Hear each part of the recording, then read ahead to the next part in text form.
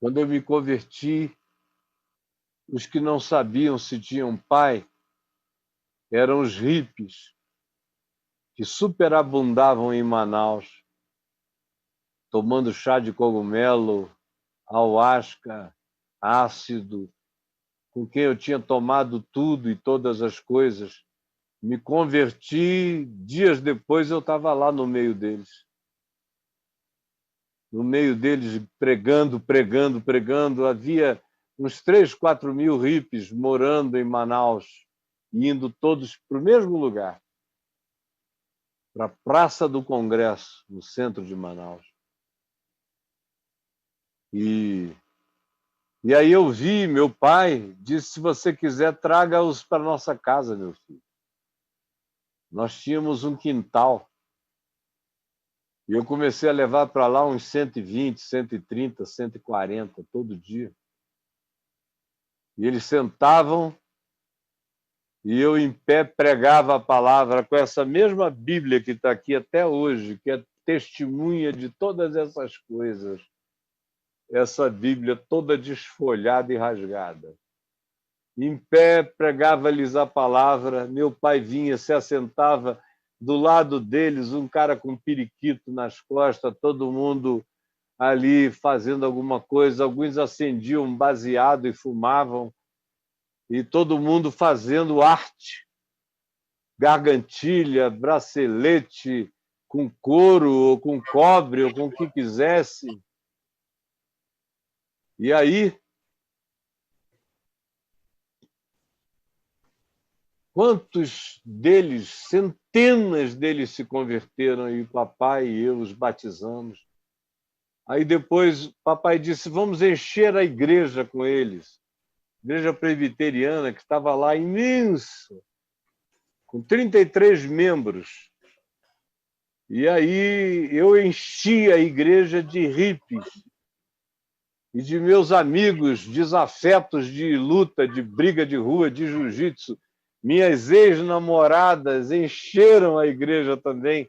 As meninas com as quais eu tinha ficado, muitas e muitas foram para lá. Meu Deus, era uma loucura.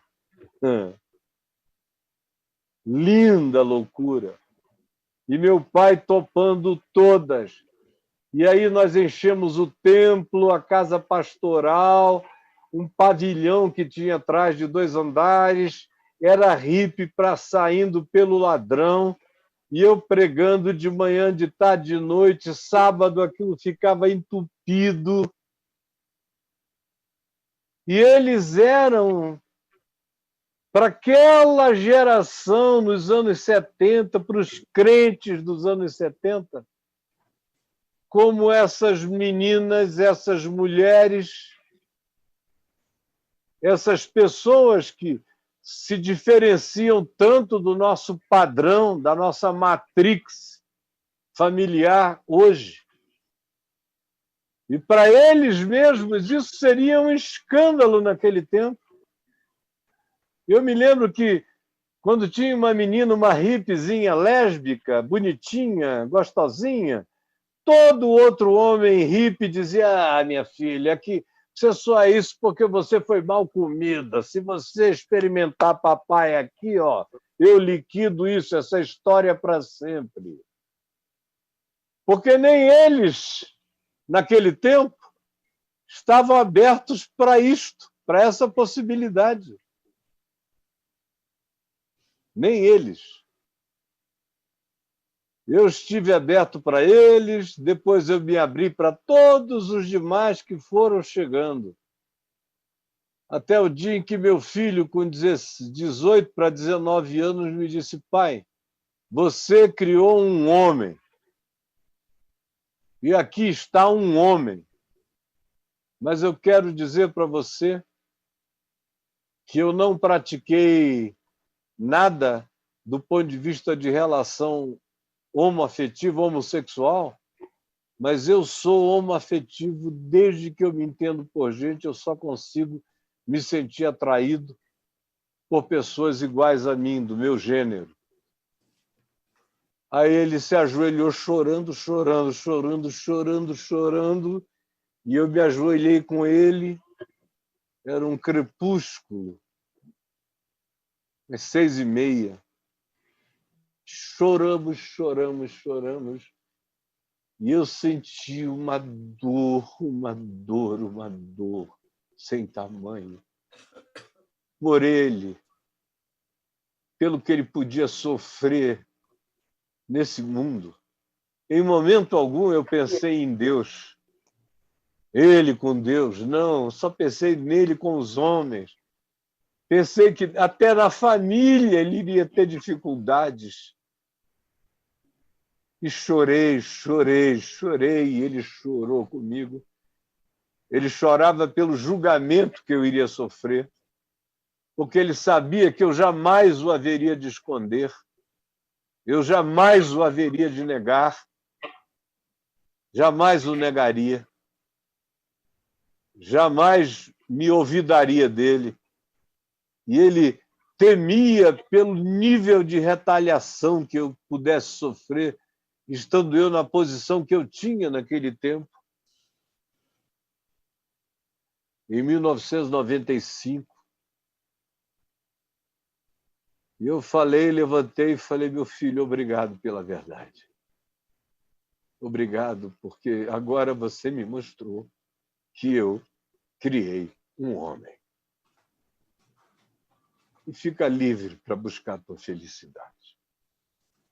E fica livre para contar comigo. Eu estou contigo.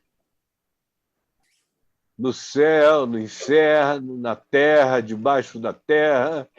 Eu sou teu pai. Nunca duvide disso. E se eu sou seu pai, imagina se o nosso pai é ou não é teu pai, porque eu não sou melhor do que ele. E ele não pode ser pior do que eu. Você tem pai na terra, você tem pai no céu. Então ele nunca teve que ir para nenhuma terra distante. Ele nunca teve que sair de casa. Ele nunca teve que fazer rupturas e eu fui fazendo as pontes. Like a bridge over troubled waters. Fui fazendo pontes sobre as águas revoltas. Pontes dele para lá, pontes dos outros para cá, fazendo pontes, pontes, pontes, pontes, pontes. E praticando o que Jesus ensinou. Vinha ele ainda longe quando seu pai o avistou e, compadecido dele, correndo, o abraçou e o beijou. Eu entendi a partir do meu pai para comigo, porque eu fui o pródigo da vida do meu pai, e um pródigo de mão cheia. Um pródigo para ninguém botar defeito. E meu pai foi pai para mim. E eu sabia que tinha pai. Quando prenderam 33 amigos meus no Rio de Janeiro, no mesmo dia, e eu escapei porque tinha ido a Niterói, e quando eu voltei estava todo mundo na Ilha Grande, e disseram, vai embora, senão você vai ser preso.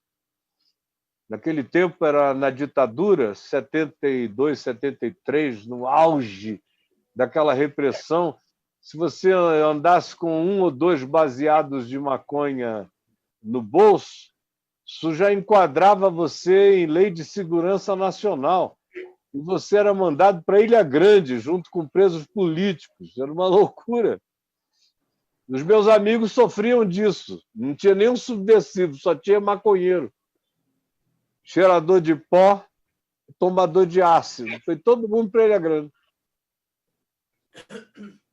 Aí eu voltei para a casa do meu pai. Eu não tive um segundo de dúvida de como eu seria recebido, se eu seria, não.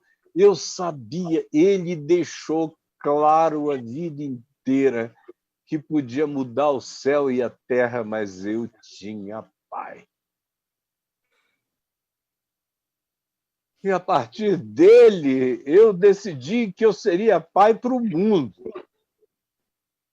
Eu achei a coisa mais maravilhosa do mundo ser pai como ele foi para mim. Por isso, eu fui pai para os hippies, ele foi pai para mim e para eles. Eu fui sendo pai para todos os outros e ele assumia todos. Ele nunca não assumiu.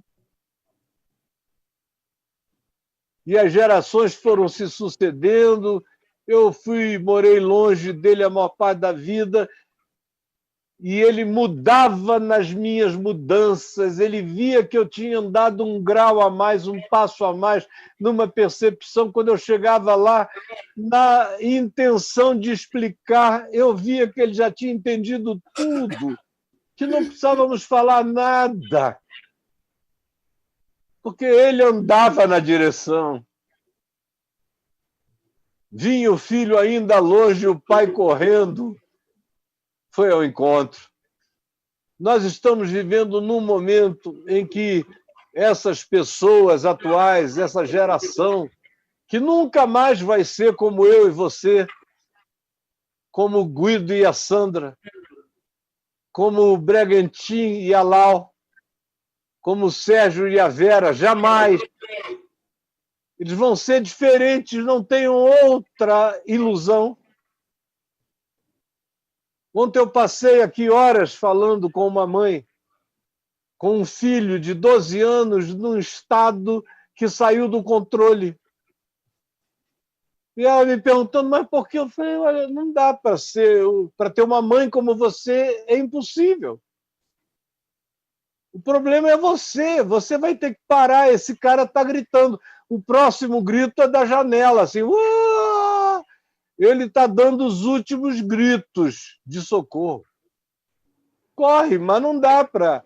Depois de um marido depois do outro, e você num empreendimento depois do outro, num projeto depois do outro, numa batalha depois da outra, sem parar jamais, o que você quer que esse garoto faça? Como a gente tem tido tragédias sobre tragédias, porque a maioria dos pais não sabem correr na direção dos filhos, que é o que Jesus diz aqui, vinha ele ainda longe de seu pai, o avistando. O avistando. Essa coisa de já avistar de longe. Avistar, ver o que está acontecendo, ver o que alterou no horizonte, ver que o filho está precisando, está querendo, está buscando, mas está longe. Eu não vou esperar ele fazer a viagem toda até aqui. Jesus disse que o pai correu na direção dele. Vinha ele ainda longe. Significa que o pai foi ao encontro dele longe. Longe.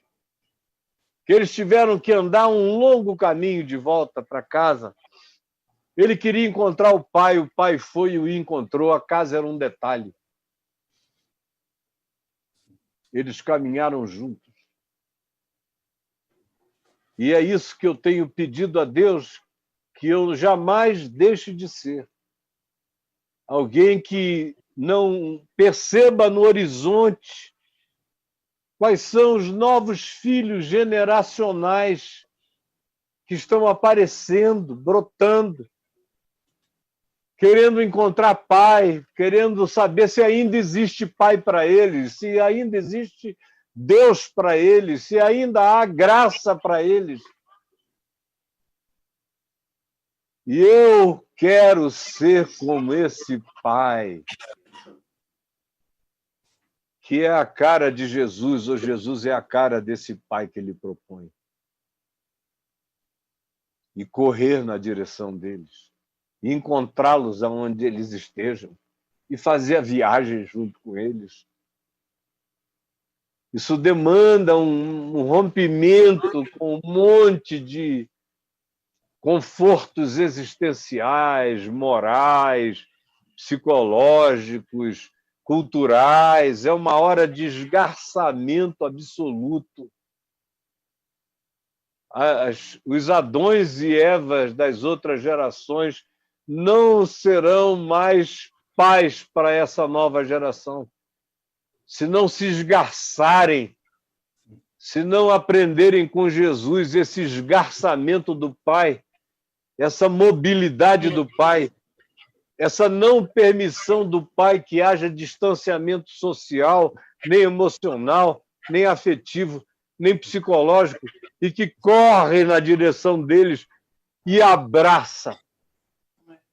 À vista, corre na direção, abraça, beija, põe um anel no dedo, sandália nos pés, túnica festival, manda matar um novilho cevado, contrata a melhor banda da cidade e manda que haja uma festa, porque aquele filho, no nosso caso, aqueles filhos, aquela geração de pais divorciados,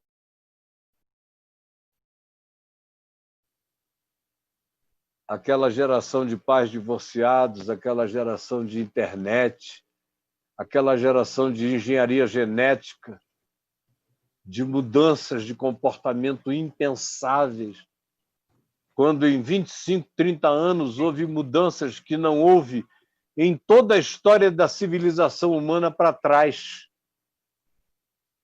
Não houve. Da Segunda Guerra Mundial para cá, houve mudanças que não houve em toda a história da civilização acumulada. E nos últimos 20 anos, houve mais mudanças do que em tudo que tinha acontecido entre a Segunda Guerra Mundial e 20 anos atrás. E nos últimos 10 anos, houve mais mudanças do que o acumulado entre a Segunda Guerra Mundial e 10 anos atrás. Tem coisas que a gente já vê agora, mas tem outras coisas que a gente só vai perceber quando os filhos ficarem numa outra idade, o que não é o caso da maioria dos de cabeça branca ou absolutamente calva aqui entre nós. Mas tem os mais jovens que vão ter que correr atrás, correr ao encontro, avistar, olhar, procurar, entender, discernir, compreender. Hoje eu tenho netinhos que nasceram organicamente digitalizados. Você observa criaturas que já nasceram com o dígito no cérebro, já carregam memória celular e derrames do coletivo e inconsciente coletivo que eles captam. Mas o condicionamento cultural, que mesmo quando os pais não estejam percebendo, estão passando isso para eles, sem falar em toda a comunicação intrauterina. Eles já estão nascendo com extensões digitais, naturais. E não adianta você ficar dizendo, no meu tempo não era assim. A gente empinava pipa, soltava peão. Não.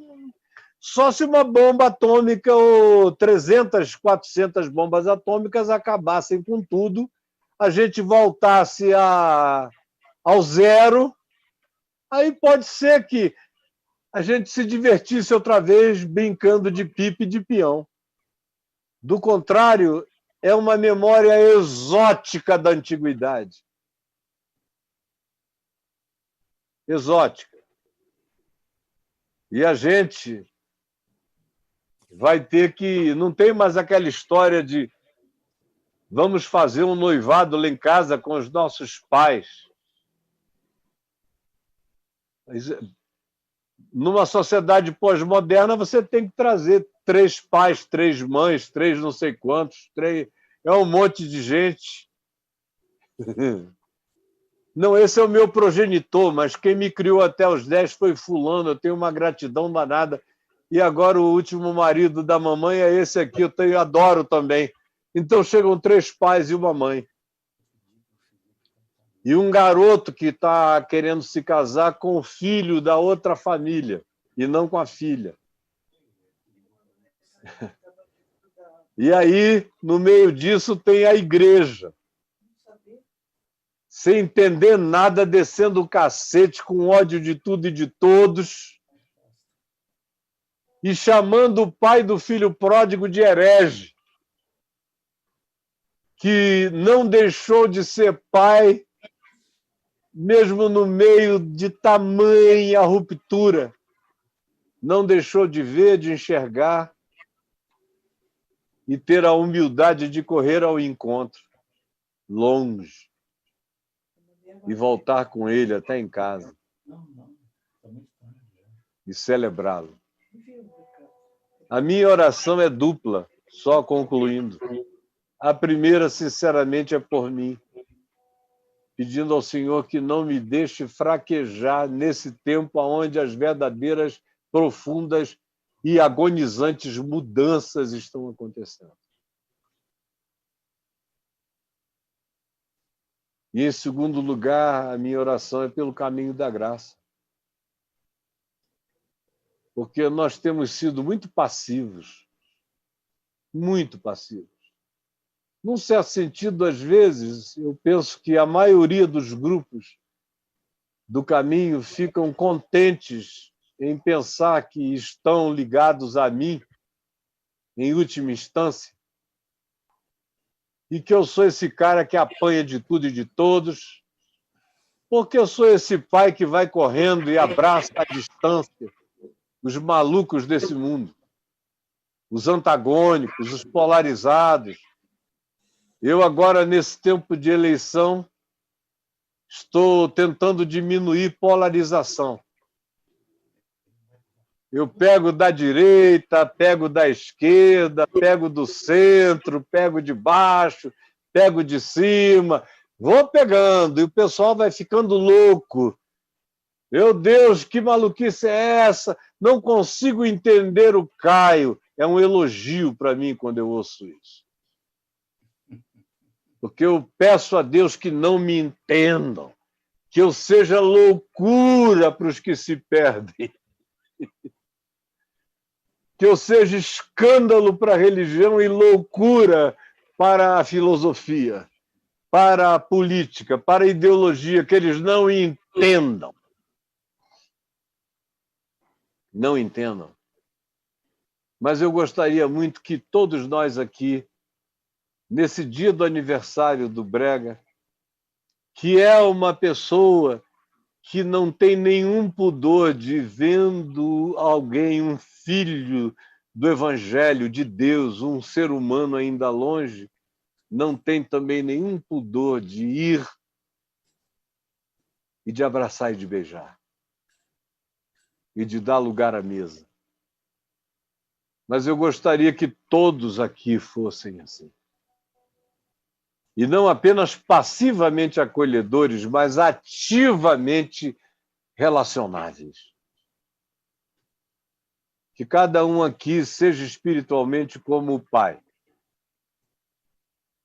que avista e que vai ao encontro e que anda junto e que dá conforto em casa.